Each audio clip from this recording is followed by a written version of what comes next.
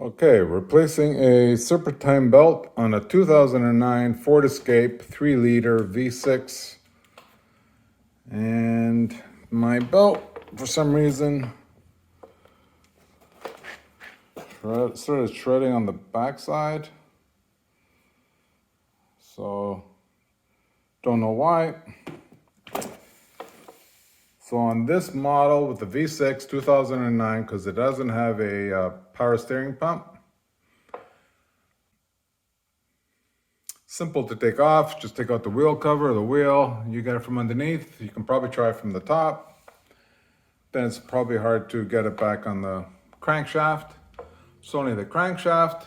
That's the crankshaft. That's your AC compressor. And over the belt there, in that area is your alternator, and that's it. And then the tensioner is between right about there in that area. I just took it out. Trying to get info on this damn thing and could not. Seems like everybody just replaces the tensioner, but the tensioner is fine. But I think my problem is the actual pulley.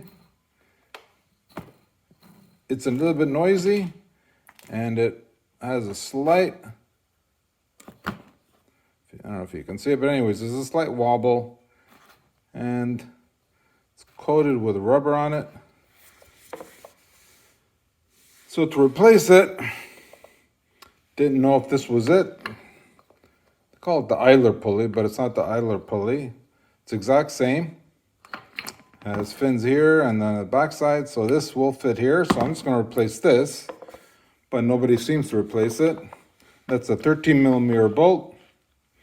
And the part number for this was, I got Continental, part number 49024. And that was a perfect fit. It looks like a perfect fit. So you don't have to replace the whole tensioner, just replace the pulley. I think it was a $20 part, Canadian. Can't remember, about 20, 30. And just take out the bolt, put it back in, new belt, and set to go. So this video is more about this pulley on the tensioner. Don't need to replace the whole tensioner. In my opinion, it's the pulley that usually goes bad.